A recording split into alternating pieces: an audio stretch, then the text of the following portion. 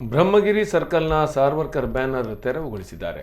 ಹಿಂದೂ ಮಹಾಸಭಾ ನಾಯಕರು ಸ್ವಾತಂತ್ರ್ಯೋತ್ಸವದ ಶುಭಾಶಯ ಕೋರಿ ಹಾಕಿದ್ದ ಬ್ಯಾನರ್ ಉಡುಪಿ ಅಷ್ಟಮೋತ್ಸವದ ಹಿನ್ನೆಲೆಯಲ್ಲಿ ಈ ಒಂದು ಬ್ಯಾನರ್ನ ತೆರವುಗೊಳಿಸಲಾಗಿದೆ. 15 ದಿನಗಳ ಕಾಲ ಅನುಮತಿ ಪಡೆದಿದ್ದಾರೆ ಹಿಂದೂ ಮುಖಂಡರು. ಬಳಿಕ ಈ ಒಂದು ಬ್ಯಾನರ್ ವಿಚಾರವಾಗಿ ಸಾಕಷ್ಟು ಪರ ವಿರೋಧ ಚರ್ಚೆಗಳು ನಡೆದಿತ್ತು.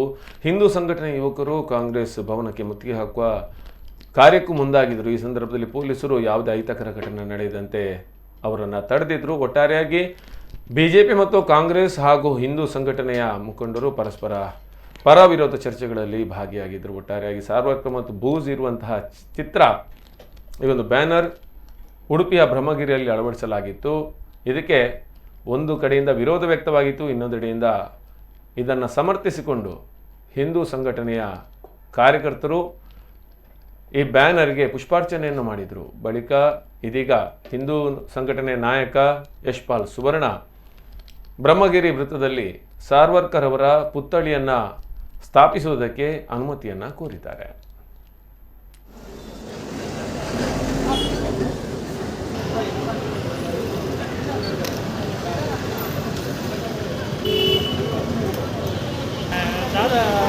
ನನ್ನ ಫುಲ್ ಅಲ್ಟ್ರಾ ಎಚ್ ಡಿ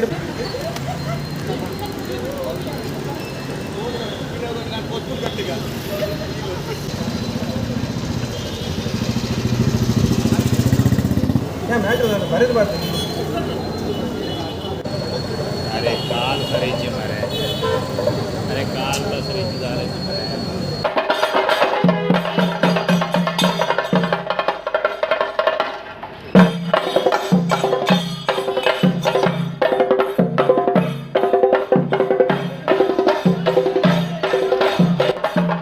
ಸಮಸ್ಯೆಗಳಾದರೆ ಅದು ಮತ್ತೆ ಇನ್ನಷ್ಟು ಅತಿ ಬೇರೆ ರೀತಿಯ ಅದಕ್ಕೆ ವೇಗ ಸಿಗುವ ಸಂದರ್ಭದಲ್ಲಿ ನಾವೇ ಅದನ್ನು ತೆರವುಗೊಳಿಸಿ ಈಗಾಗಲೇ ಯಾವುದೇ ಬೆದರಿಕೆ ಇರ್ಬೋದು, ಯಾರ ಒತ್ತಡಕ್ಕೆ ಅಲ್ಲ, ನಗರಸಭೆಯ ಅನುಮತಿಯನ್ನು ಪಡೆದ ತಕ್ಷಣ ಶಾಶ್ವತವಾಗಿ ಆ ಪುತ್ಥಳಿ ನಿರ್ಮಾಣ ಮಾಡಲಿಕ್ಕೆ ಇದೇ ಸರ್ಕಲ್ನಲ್ಲಿ ನಾವೆಲ್ಲರೂ ಮುಂದಾಗಿದೆ. ಅದಷ್ಟೇ 3 ದಿನದಿಂದ ಯಾವ ರೀತಿ ಚರ್ಚೆಗಳಾಗಿದೆ. ಖಂಡಿತವಾಗಿಯೂ ನನ್ನ ಅಭಿನಂದನೆ ನಾನು ಸಲ್ಲಿಸಲಿಕ್ಕೆ ಬಯಸ್ತೇನೆ. ಏಕೆಂದರೆ ಇಡೀ ನಮ್ಮ ಉಡುಪಿಯ ಜನತೆ ಇವತ್ತು ದೇಶಭಕ್ತರ ಬಗ್ಗೆ ತಿಳಿದುಕೊಂಡಿದ್ದಾರೆ. ಖಂಡಿತವಾಗಿ ಎಲ್ಲರ ಸಹಕಾರ ನಮಗೆ ಸಿಕ್ಕಿದೆ. ಮುಂದಿನ ದಿನಗಳಲ್ಲಿ ಆ ಸಾವರ್ಕರ್ ಪುತ್ಥಳಿ ನಿರ್ಮಾಣ ಮಾಡುವ ಮೂಲಕ ಯುವ ಜನತೆಗೆ, ಯುವ ಪೀಳಿಗೆಗಳಿಗೆ ನಮ್ಮ ಸ್ವಾತಂತ್ರ್ಯ ಹೋರಾಟಗಾರರ ಹಿನ್ನೆಲೆಯನ್ನು ತಿಳಿಸುವಂಥ ಕೆಲಸ ದಿನನಿತ್ಯದ ಕಾರ್ಯಕ್ರಮವಾಗಿ ಕೇವಲ ಉಡುಪಿ ಮಾತ್ರ ಅಲ್ಲ, ಉಡುಪಿಯ ಎಲ್ಲ ಭಾಗದಲ್ಲಿ ನಾವು ಸ್ವಾತಂತ್ರ್ಯ ಹೋರಾಟಗಾರರ ನಮ್ಮ ವೀರರು ಯಾರೆಲ್ಲಿದ್ದಾರೆ